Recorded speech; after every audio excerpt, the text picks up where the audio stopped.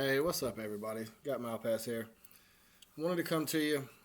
Started reading this article about Visa introduces digital payment innovation program in India, and it really got me thinking. It really got me thinking about Weetsay Wind and the XRP tip bot, and posted. I saw him post on Twitter here recently about things where he's moving forward with the tip bot, and this article right here really reminds me of the type of situation to where we could actually see the XRP tip bot in the not so distant future. This is a pretty cool article. America's payment major Visa has introduced a global innovation program in India to address digital payment challenges called the Visa Everywhere Initiative. The program will look to develop new solutions to address digital payment challenges by collaborating with local fintech firms. The collaboration will also enable fintechs to improve their product propositions and offer payment solutions to Visa partners. Additionally, the participants will also identify and address major roadblocks hindering digital payments adoption in India.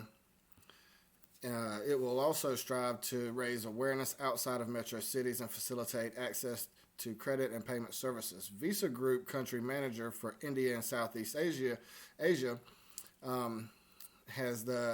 says India has the second highest global fintech adoption rate in the world.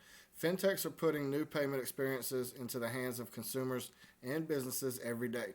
Through the Visa Everywhere initiative, we seek to empower promising Indian fintechs that aim to make a difference in the way India pays. Eligible startups can submit applications to VEI program till 25th December 2019. Shortlisted fintechs will be asked to demonstrate their proposed solutions to an expert panel, following which the winners will be selected. Excuse me. Since its introduction in 2015, the VEI program has touched more than 100 countries. The platform includes more than 6,000 participants, which have raised over $2.5 billion in funding. Recently, Visa acquired a mandatory stake in Nigerian fintech Interswitch, making it the most valuable fintech in Africa. This acquisition is expected to support digital payments adoption in Africa. So as you see this and it's happening in different parts of the world, I really start thinking about that post that Weetsay had actually posted a couple of days ago. And I see it really is more clear on exactly where payments are going, how payments are going to be handled. And it's very, very exciting to be in the middle of all this and actually see this going down. You, I, everybody else on Twitter, everybody else in digital assets, period, whether you're in XRP, Bitcoin, VET, whatever it is, you're starting to see more and more things pop up, and it's a really exciting time. I know there's a lot of people that's frustrated. The price ain't showing the excited times, but guys, it's on its way. It's on its way. Whether it happens fast enough for you, whether or not you get weak hands and sell out, I hope you don't. But let's see what's going on in the future when these things come to play. Will you be one of the ones that are just really, truly kicking yourself in the butt because you bought some pizzas for 10,000 Bitcoin? Let's see how that plays out. Another article I found right here: stablecoin crisis could wreck global finance, warns Fed in news report. So as I'm reading this, and I'm looking over the article, I don't want to read the whole article to you. But basically what they're saying in this article is they're really and truly have a lot of worry about people actually really and truly owning the stable coins in which they're purchasing to make these transactions. What happens when you get to the point to where you cannot liquidate your stable coins? How are you going to react to that type of situation? In an extreme scenario, holders may be unable to liquidate, with potential severe consequences for domestic and international economy activity, assets, price, and financial stability. It's a scary, scary thing when you start thinking about everybody just having stable coins and nothing else. But when you start looking into XRP's going to be that bridge asset of whatever they figure out they want to do. So I feel like I'm in trustworthy hands when I'm investing in the XRP. Hopefully you do as well. Stablecoin initiatives, that are built on existing large and cross-border customer networks such as Facebook's Libra have the potential to rapidly achieve widespread adoption, the report said, echoing comments made by Fed Governor Bernard. So there's a lot going on when you start talking about stable coins. Some things that they're going to want to know, you must disclose how the staking mechanism works.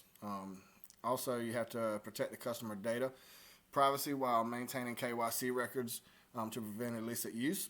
Users must disclose their terms of services. Users must inform customers that whether or not they have the rights to the underlying asset. So are we buying IOUs if you're going to actually just get into a world where we have nothing but stable coins and stable coins are moving from A to B?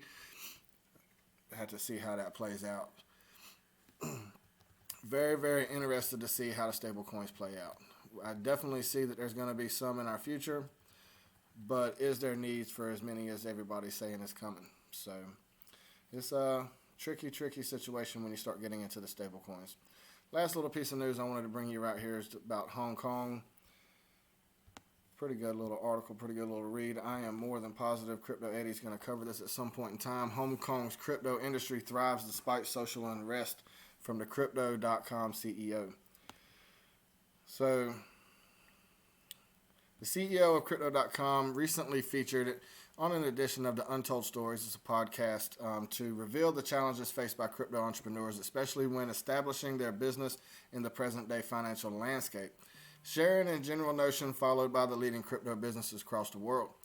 It's extremely important how quickly you iterate on the product with the data that you gather from the usage. The rapid iteration of the product release cycles data, and seeing what works for the customer and releasing another version. This is how you compete. He also spoke on how companies like Google and Facebook and the government organizations possess enormous data. According to him, the blockchain and the general public now has the opportunity to affect the very fabric of the society by building products that can level the playing field between the big techs, governments, and the people. Entrepreneur also stresses on the importance of regulated products in the industry intended by the viable banking alternatives in the next 3 to 5 years, touching on China's existing crypto market. If you were to pick a place to start a business again, I would pick Hong Kong, is what this gentleman is saying. He attributes the answer to be based on the location, access to infrastructure of banking talent, which is important in an industry where trading plays such an important role. Despite the ongoing social unrest in Hong Kong, he claimed that crypto industry has nothing to worry about. The Chinese government historically has been very clear about its concerns about crypto. The government worries about the capital flow control due to cross-border payments and cryptos facilitating illegal fundraising activities in mainland China. Excuse me. Something which negatively affects their investors.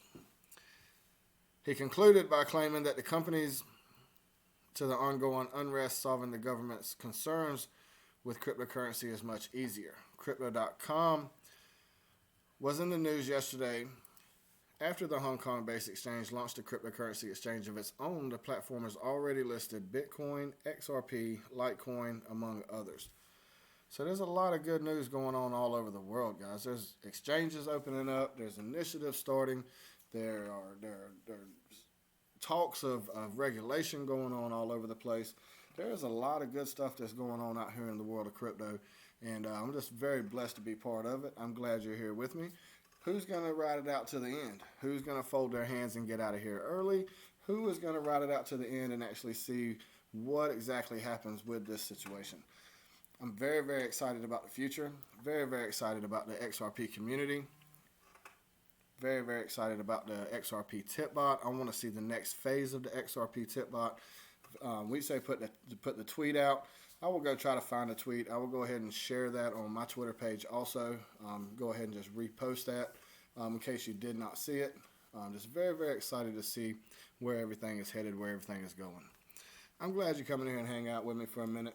Nothing big, nothing major, just some quick little story, just something to say hi. But at the same time, guys, don't forget, tomorrow night, 7 p.m. Eastern Time, the XRP Community Choice Awards. It's going to be a good time. If you don't have your tickets, hit up Here for XRP on Twitter. Get your tickets. Make sure you're there. There's going to be all kind of prizes being won.